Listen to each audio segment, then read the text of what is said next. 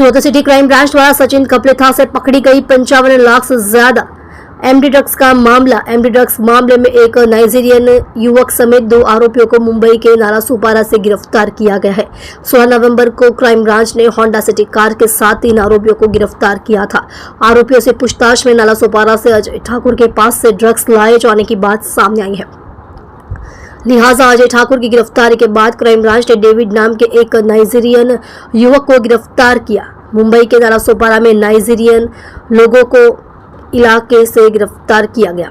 Ajay Thakur Nigerian युवक से drugs लाता था। ड्रग्स सूरत के व्यापारियों को बेचा जाता था। डेविड को मुंबई पुलिस ने 2015 में धोखाधड़ी के एक मामले में गिरफ्तार किया था। नाइजीरियन आरोपी डेविड की एक हिंदी फिल्म में कैमरामैन के तौर पर काम कर चुका है। सूरत क्राइम ब्रांच द्वारा आरोपी डेविड से गहन पूछताछ की जाएगी। आप देख रहे हो Yash Darshan news channel, editor Mukesh Patil के साथ। सूरत क्राइम ब्रांच द्वारा 16/11/2024 रोज no drugs in Surat city अन्वये सूरत क्राइम ब्रांच और सूरत सिटी द्वारा ड्रग्स विरुद्धनी मुहिम चलावी और सतत ड्रग्स माफियाओं विरुद्ध काम कर रहा था। एમાં 16/11 रोज सूरत क्राइम ब्रांच द्वारा 2 केस करवामां આવ્યા હતા, જેમાં જહાંગીરપુરા વિસ્તારમાંથી 1 કિલો એમડી સાથે 2 માણસોની ધરપકડ કરવામાં આવી હતી અને પેરેલલ બીજો કેસ કપ્તલા સચિન પોલીસ સ્ટેશનમાં ચેકપોસ્ટ પાસેથી 550 ગ્રામ એમડી મળ્યું હતું અને એમાં તૌસીફ, ઇરફાન અને 3 લોકોની ધરપકડ કરવામાં આવી હતી। તૌસીફની એની પૂછપરછ દરમિયાન તૌસીફ સુરત ખાતે આ ડ્રગ્સ લાવીને વેચતો હતો અને મુંબઈથી આ ડ્રગ્સ લાવેલો હતો નાલાસોપારા વિસ્તારમાંથી। એક માહિતી આવી મળેલી હતી। એની પૂછપરછ દરમિયાન નાલાસોપારામાંથી અજય ઠાકુર નામના એક માણસ પાસેથી લાવતો હતો। અજયને ક્રાઇમ બ્રાન્ચની ટીમ દ્વારા 4-5 દિવસથી આઈડેન્ટિફાઈ કરીને ત્યાં રેડ કરવામાં આવી અને અજય ઠાકુરને મળ્યો। અજય ઠાકુરની પૂછપરછ દરમિયાન આગળ એક ચોંકાવનારું નામ નાઇજીરિયનનું મળ્યું, ડેવિડ ઉચ્ચે નામ। અને ડેવિડ ઉચ્ચે પણ નાલાસોપારામાં જ રહે છે, મૂળ નાઇજીરિયાનો છે અને 10 વર્ષથી ઇન્ડિયામાં રહે છે અને આ બધા ધંધાઓ સાથે સંકળાયેલો છે। એની આધારે ક્રાઇમ બ્રાન્ચની ટીમે ખૂબ મહેનત કર્યા પછી ત્યાંથી એક નાઇજીરિયન એરિયામાંથી, જ્યાં નાઇજીરિયનો રહે છે નાલાસોપારામાં, ત્યાં એક ઓપરેશન હાથ ધરવામાં આવ્યું અને ડેવિડ ઉચ્ચેની ધરપકડ કરવામાં આવ્યું અને આ લોકોને લાવી અને એમની પૂછપરછ ચાલુ છે।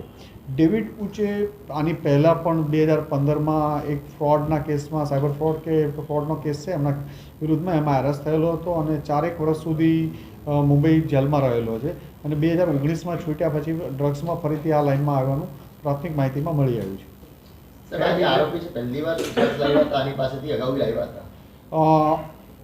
જે અહીંથી તૌસીફ છે એ મુંબઈથી ઠાકુર પાસેથી આની પહેલાં લઈ આવેલો હતો। ઠાકુર આ ડેવિડ ઉચ્ચે પાસેથી પણ પહેલાં લઈ આવેલો હતો, એટલે એ એમની પાસેથી પહેલાં લાવીને વેચી ચૂક્યા છે। આ જે નાઇજીરિયન છે કયા વિઝા પર અહીંયા ભારતમાં રહે છે?